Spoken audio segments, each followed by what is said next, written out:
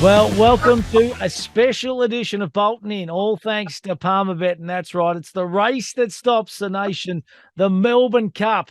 This is it, and doesn't get much bigger and better, and it's fantastic to see the internationals back and having a crack once again. As I say, a very good, well, evening, morning, afternoon. I don't even know what to say, to be honest, because you're all around the world, all the way from Copenhagen. We say a very good morning to Shane Anderson. Shane, how are you, buddy?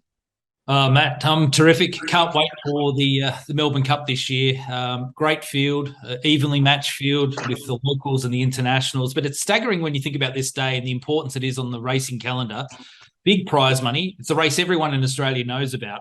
But you think about its influence. It's a Tuesday in Australia, public holiday in Melbourne, nowhere else in the rest of the country. You've got 31 race meetings around the country because of the Melbourne Cup. So it doesn't matter where you want to have a bet, you'll be able to find a winner.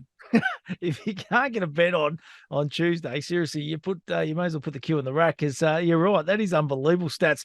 Hey, Ad McGrath, it's night time over in LA, as we say good evening to you. So effectively, Shane, it'll be about 6 a.m. your time to watch the Melbourne Cup, and it'll be about 10 p.m. your time. Ads, am I right in saying that? I think about 10 p.m., maybe even later, maybe close to midnight, I think. So it'll be a late one, but we'll be staying up for it, and I'll be looking to see what the weather's doing on Tuesday. That's going to be another interesting talking point as per usual. Well, it is a really interesting polar blast. That's what they're saying. It's going to hit, which is crazy, because you imagine the old short skirts and whatnot on Melbourne Cup Day. It is a big fashion day, of course. So the poor old girls are going to have to rug up. They're going to have to rejig their outfits, I'm tipping. But let's have a look at the field, all thanks to Palmerbet.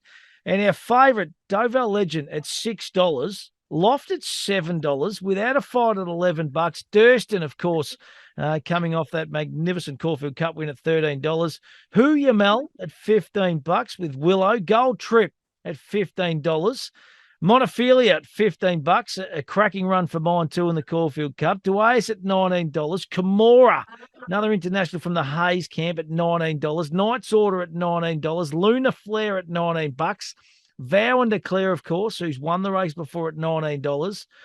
A Misery at $20. Young Werther at $21. Smoke and Romans at $23. And Realm of Flowers at $26. I have to ask you both, boys, what are your thoughts initially on this year's edition of the Cup? I'll start with you, Shane. Do you think it's a strong edition? What are your thoughts? Yeah, look, overall, it's a really good quality field, because you think about the locals. We've got all of the right contenders heading towards the race. We've got the Caulfield Cup winner in Durston.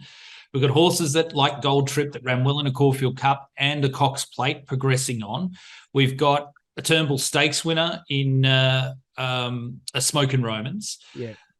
We've got some, they're all heading there in good form, and they've got the right credentials from the local form lines. Add to that this wonderful mix of high-class international horses. I mean, Deauville Legend, who won a Group 2 Great Voltager at York, which is the traditional lead-up towards the St. Leger. Couldn't run in the St. Leger because it's a gelding, and in Europe, if you're geldings, you can't run in any of the classic races like the Derby and the St. Leger, so they've elected to come to Australia, and I think, honestly, that's the right move. He's been targeted at the Melbourne Cup all year, so don't think this is a late sort of throw at the dice with him. You've got a horse that ran really well in the Derby in Hu Ya Mel, now with Gay Waterhouse and Adrian Bott. You've got a German galloper in Loft, who's also gone to the United States and shown good quality form. You've got a horse like Kimura that's now with Ben and JD Hayes, that's got really high class Irish form. And you mentioned earlier, like a defending champion, or a former winner of the race, I should say, in Vow and Declare. So You've got all of the right contenders there for it to actually be a high quality race. I mean, you can't sit there and say it's not one of the strongest Melbourne Cups, because all of the right form lines are being presented. Whether you want to question some of the depth of those form lines, that's another story, I think. But you couldn't ask for a more, I think, intriguing betting opportunity than what we're going to have presented with on Tuesday in the Cup. Yeah. What about you, Ad? What are your thoughts, mate? Are you thinking it's an internationals cup, or do you think there might be a local that can spoil the party? Well, I think what Shane said is on the money, that it is great to have all the right lead-up races coming in, but I'm just not sure if we've got the right horses coming in from the lead-up races. I think if we could have some past winners in recent years and we saw those horses going in, we'd go, well, this is a good clash. But I just don't know if a Smoke and Romans or a Vow and Declare are the horses that are going to be really taking it up to a Durston. Are going to be the ones taking it up to some of these international raiders. So it is going to be interesting for that part. It is great that all the right form lines have come in. I'm very keen on the international raiders, but I will say the weather has really just thrown me off a little bit. I've been on Deauville Legend for a long time leading up to this, and I mentioned that in previous podcasts that I think Deauville was about 20 to 1, El Bodegon was about 50 to 1 for the Cox Plate. The weather's just thrown that curveball. I'd be really confident from what I've seen. I think Deauville Legend's superior to a lot of these on its best form. I think it'd be winning and winning quite well, but yeah, it's really thrown a question mark. It just made me a little bit nervous, a bit leading into it. Just on Deauville Legend, I thought it was an interesting jockey booking. Kieran McAvoy, he's tasted so much success in the Cup. So they've obviously done their homework, haven't they? And they said, listen, we want a bloke. He's won the Cup. What's he won? Three Melbourne Cups, Kieran McAvoy? So I reckon interesting. And the other one, a few track watchers were at Flemington last week, and they saw Lofts hit out with J-Mac in the saddle. I think it was his first sit on the horse. He absolutely blew the cobwebs out. Make no mistake about it. It was really good work. They're probably the two. Are they the two that you're thinking you're working around, you two blokes? Well, just on Loft as well, I think the storyline there as well is that Glenn Boss is someone who really identified this horse and actually said to J-Mac, mate, I think this is the one you should be riding in the Cup. And we all know Glenn Boss's history in this race. So I think when you've got two brains like that with the success they've had in recent times saying this is the one, I think we really have to respect that as well. So I already had that in the back of my mind prior to that work. And as you said, a few of the messages coming through were going, this horse is looking pretty handy leading into the event. So I think he does add a lot of interest now into the race, knowing that sounds like he's settled in well. He's ticking all the boxes nicely, and some smart people have come together to say this could run well. Shane? Yeah, I can't add a great deal more. I mean, when you look at a horse like Loft, you mentioned the fact that he's been working well since it arrived. That's always an important part of this jigsaw when it comes to the Cup and you've got horses traveling from one side of the world to the other. Do they land? Do they bounce and thrive, or do they go backwards? I think with Loft, he's ticking the boxes to say that he's arrived in great form. Now, when you go deep into his form, some of the German form, I think we're seeing over the last 10 to 15 years is becoming super reliable at their group class level, because there was a long period of time, I've been following international racing pretty much all my life, there was a long period of time where you couldn't really factor in German form as was it reliable on the global stage. But we've seen particularly German horses come to Australia and German-bred horses come to Australia. It tends to work for them. So I think if you like him, he's a horse that can stay. He's won over the 2 miles previously. Importantly, he's got a turn of acceleration, so he's not like a plotter. He does have tactical speed, and we saw that when he won at Belmont Gold Cup in the US, because you can't be just a one pacer going to the States. You've got to be able to turn it on, because they tend to turn it on those tight inner turf tracks. So he's in great form. Deauville Legend, realistically, his form lines are impeccable all the way through the season. I think the other couple that we really need to probably talk a little bit more about is Camorra.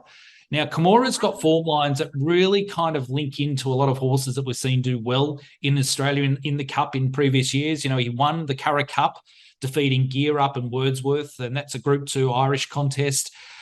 He ran well in the start prior to that on soft going in the Orby Stakes, and he ran okay behind a superstar in Kyprios last time out in the Irish St. Leger when the track was quite soft underfoot, but they were never going to beat Kyprios on that occasion. Like, he was a runaway winner and then went on and won a Group 1 at his next start by 20 lengths. So that form line is super strong. I think Camorra as a seasoned stayer is one that's perhaps being forgotten a little bit about.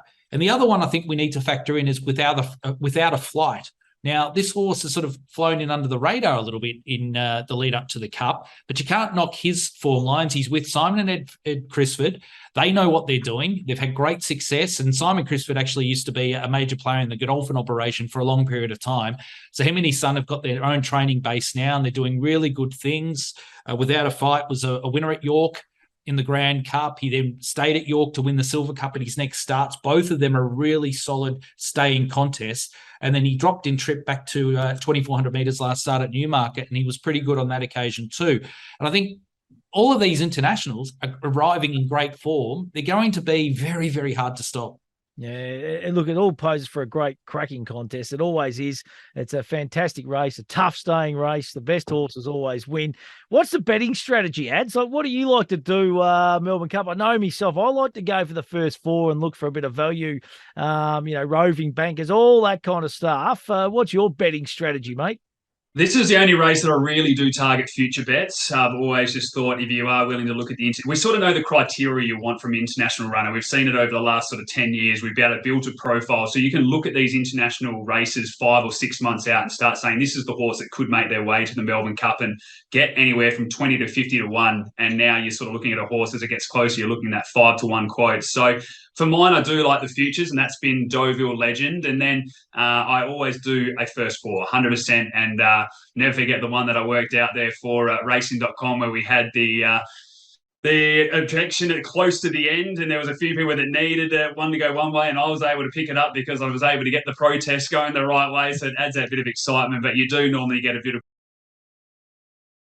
for the two for me in a Melbourne Cup. What about you, Shane? What's your betting strategy normally in a Melbourne Cup? Yeah, it's evolved over the years. Back in the early days of my involvement in racing, I was very much like the long range tips, trying to find something. I grew up in an era where my late father was always big on trying to find one. I remember he found Let's Elope at about 300 to 1 when the weights first came out, and she ended up, I think she started 2 to 1 on the day when she won the Melbourne Cup. So like those great days of trying to find one very early in the markets, I think has changed a little bit. It's harder now because we have such a real influx of international horses. I tend to want to wait more as we get closer to the event, just so you can see how have they traveled, how have they settled in, what's the strength and depth of the locals and so on. So,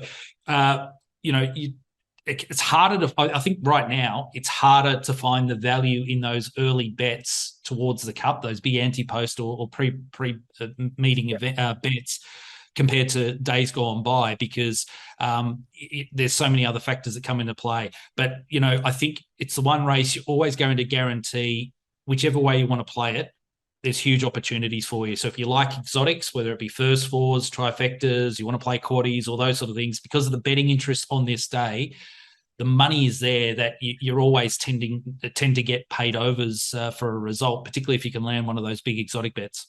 Righto, we've done all the talking, boys. I want to know who you're selecting. I'm going to come back to you, Adam McGrath. What's your thoughts on the Melbourne Cup for 2022? I'm going to say with Deauville Legend, it's been a long time for this horse. I've been waiting for it, so no reason to get away now. It'll be my on-top selection. The second pick will be Loft for the reason we said as well. J-Mac and Glenn Boss combining, and then the work has been very good. And as I said, I do think the international form stays out. In for third, I've put Gold Trip. What an interesting runner this horse is. If you look at his preparation so far, third in the Naturalism, fifth in the Turnbull, second in the Caulfield Cup, and then only beaten 2.9 lengths in the Cox Plate. A little bit unlucky as well. Now, backs up in the Melbourne Cup, so we see it running in all three of the big races, which we don't often get to see with a runner as well. And I actually think this is the one that's going to suit Gold Trip more. So in for third, and then Smoke and Romans will be the fourth. I have to respect Jamie Carr with the lightweight. She's opted to go this horse for a long way out, and just the way that she is so economical with the horses, I can see it improving out at this trip. And she's now had that experience in racing in the Melbourne Cup, so I think the nerves won't be as much, and she'll be a lot more settled going into this race. So it'll be 4, 10, 5 and 17 for me, but still pretty keen on Deauville Legend. Just hoping the rain and weather doesn't make it where we do get really nervous, and it's more who can see out a staying slog test. But I think Deauville Legend will be the winner at the end of the day. What about you, Shane? Yeah, I've got it down to 5 main options in this race, 4 internationals and 1 local. I'll start with a local, and I think he's a horse that's completely forgotten, and his name is Point Nepean. Now, he's owned by Lloyd Williams and his team. Lloyd's won 7 Melbourne Cups. He knows what it takes to get great results in this race. Now, the thing I like the most about Point Nepean, he's by Camelot, he stays. He was targeted for this race all the way through. He had a wonderful autumn campaign. He won the Andrew Ramsden, which guaranteed him a start in the Melbourne Cup. He's only got 51 kilos on his back. He's had 2 runs through, but Lloyd will have him 100% spot on through his training operation led by Robert Hickmott. I think you've got to throw him in the exotics. Whether he can win it or not sure yet if he's a clear top rater in the race, but I think at a massive price, Point Nepean needs to go into the exotics. So he's going in. He's my best of the locals. But of the internationals, I'm with the 4 that I've referenced so far. I've got Kimura on top. One reason being I've got him on top is I think the price is still really attractive for him. And can I just say, the word out of the stable is that this horse is absolutely humming along. So yeah. Positive vibes about him, Matt. And I think if you're getting $19 for Kimura, I still think that's value going into the race. He stays. He's won the right types of lead-up races. And importantly, he's a late European season 5-year-old, 6-year-old by Australian time. So with him carrying, I think he's got 55 kilos on his back, he'll handle that. He's dropping enormously in weight. He's been carrying like 62 kilos in some of his races in Ireland. So I've got Kimura on top. Deauville Legend, I think, is the worthy favourite. He's going to run enormously well. My slight concern with him is 55 on his back when he's not a full 4-year-old yet by European time. Weights tell a story in the Melbourne Cup over time. That's going to be a real tough test for him, but I think he's right in the thick of things. I think Loft is the other one, arriving in great form, as you touched on. He galloped superbly at Flemington the other day. Signs are there. He's going to run a big race, and Without a Fight is the other of the internationals. So to put them in an order, I'll have Kimura on top from Deauville Legend, Loft, and Without a Fight. I'm putting Point Nepean in the wider exotics. It's going to be a fantastic race. It is going to be a fantastic race. I'm going to work around similar numbers to you, Shane. Deauville Legend, Loft, Kimura, for all the things you said. I thought Montefilia was really good. That overhead shot of that Caulfield Cup, I don't know whether you saw it, but he was really, really strong. And I think that's always a good form line, that Caulfield Cup, the horse that are kind of charging through the line late, and that was certainly him. And there's some plays you can have for horses to finish, say, top 10 and stuff. The local horse, Tralee Rose, go back and have a look at its run in the Caulfield Cup. To finish top 10, I reckon you might get about $3 or $4. Simon Wild's really, really happy with the horse. She's going to have to improve, a couple of lengths, but if she can do that, we know she's going to run a strong enough 3,200 metres. So I just reckon that might be a little play too, to get a nice little suck run somewhere in there and maybe be in the top 10, boys. Love it. Very nice. Very nice. Right. Well, listen, great to catch up. It's always a cracking day. To be honest, it's all about the Melbourne Cup on Melbourne Cup Day. The other fields, no disrespect, but they aren't the strongest and the best fields going around. But as you said at the top, there's plenty of other meetings around Australia. And if we can't get a winner on Melbourne Cup Day, we may as well put the queue in the rack. But listen, seriously, boys, great to catch up as always. Gamble responsibly. That is the key message. Download the app at Palmerbet. They're a magnificent organisation. They do wonderful things. And they like paying out money, don't they, boys? To the winners. Certainly do, Matty. You stay dry out there as well. Don't worry about it. You said the short skirts and the girls changing outfits. You be ready for this polar blast. I know it's all you've been talking about. Get the beanie and gloves ready. Good on you, boys. In Copenhagen, we call it polar blast summer. You do too. Yeah, you do. Hey, listen, boys, great to catch up, and we'll talk next week. Thanks, guys.